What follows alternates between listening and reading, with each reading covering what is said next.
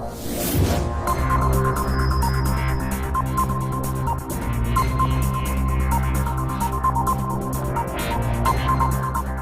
Morning, सुप्रभात। आपके अपने YouTube चैनल पर मैं एडवोकेट प्रवीण कुमार मिंटू आपका बहुत बहुत स्वागत करते हैं। आज जो हम आपके लिए टॉपिक लाए हैं, तो मुख्य रूप से संक्षिप्त रूप में हम लोग जानेंगे IPC क्या है, CRPC क्या है, CPC क्या है। ठीक है, इनको जानना जरूरी है। अगर भारतीय संविधान को समझना है या कोर्ट की न्यायिक प्रक्रिया को जानना है या दंड के विधान को जानना है, तो इनका जानकारी होना बहुत ज़रूरी है।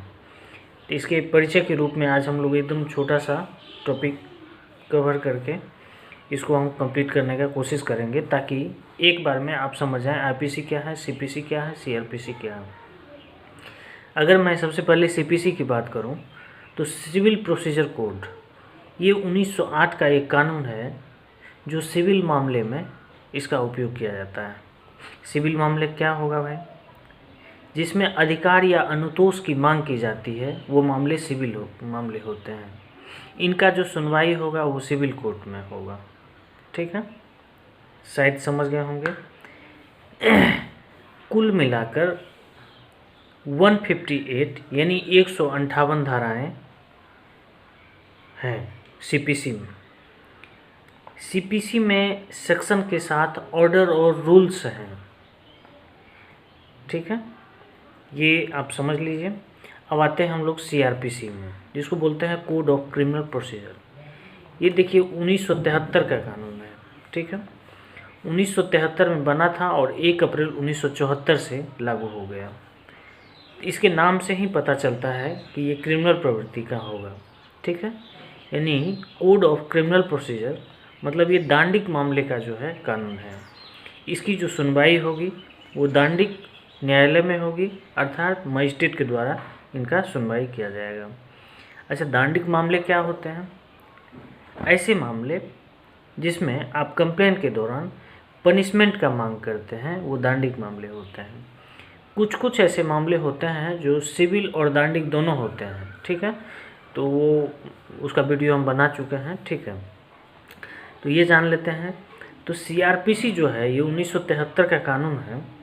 इसमें देखिए 484 धाराएं हैं।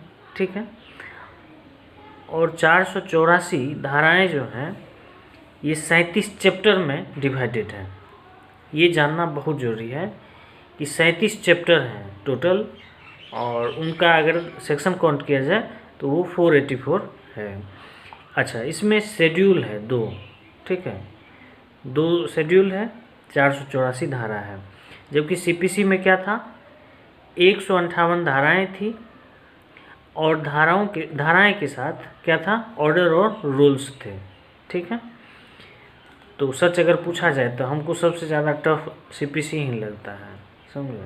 मैं खुद अभी प्रैक्टिस पीरियड में हूँ, CPC बहुत टफ लगता है। कोशिश कर रहे हैं, हो गया। इसके बाद आते हैं सबसे टॉप IPC, संसार का सबसे बड़ा कानून। यह है इंडियन पिनल कोड, भारतीय दंड संहिता। ठीक है, ये 1860 में बना था।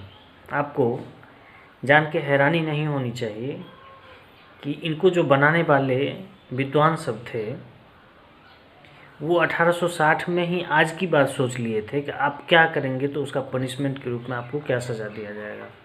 ठीक है, अगर इसके हिंदी तो हो गया है इसका दंड संहिता। ठीक है, भारतीय दंड संहिता। अगर उर्दू की बात की जाए तो ताज-ए-रात हिंद इसका उर्दू नाम है। ठीक है, इसमें 511 धाराएं हैं, 23 चैप्टर इसमें है। 23 चैप्टर इसमें और 511 धाराएं हैं। ताज-ए-रात हिंद देखने से हमको एक चीज़ याद आया कि अगर आप मूवी वगैरह देखते होंगे, उसमें जब जज साहब फांसी की सज़ा सुनाते हैं या मौत की सज़ा सुनाते हैं, तो जजमेंट सुनाते समय कहते हैं ताज-ए-रात हिंद की दफ़ा 302 के तहत मौत की सज़ा सुनाई जाती है। सही बात है ना। तो यही ताज-ए-रात हिंद जो है ये IPC है। ठीक है, देखिए इसका इतिहास थोड़ा बहुत पहले का है। 1834 में विधि आयोग पहला बना था, जिसके अध्यक्ष थे लॉर्ड मैकाले। तो लॉर्ड मैकाले के ही अध्यक्षता में ये ड्राफ्ट किया गया था और 6 अक्टूबर 1860 को यह कानून संसद में पास हो गया और 62 में पूरी तरह से लागू हुआ।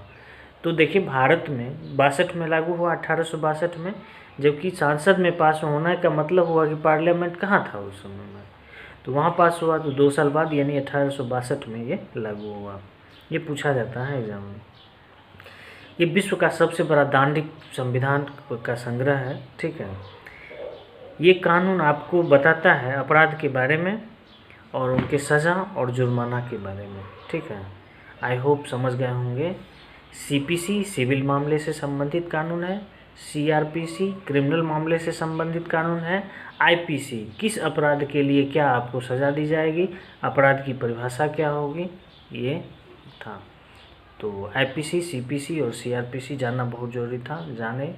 और अगर आप समझ चुके हैं तो मैं अपने उद्देश्य में सफल हो चुका हूँ। मैं आपके लिए एकदम ज़रूरी टॉपिक पे वीडियो लाता जाऊँगा। अगर अभी तक आप सब्सक्राइब नहीं किए हैं तो सब्सक्राइब कीजिए। धन्यवाद, मिलते हैं फिर कभी।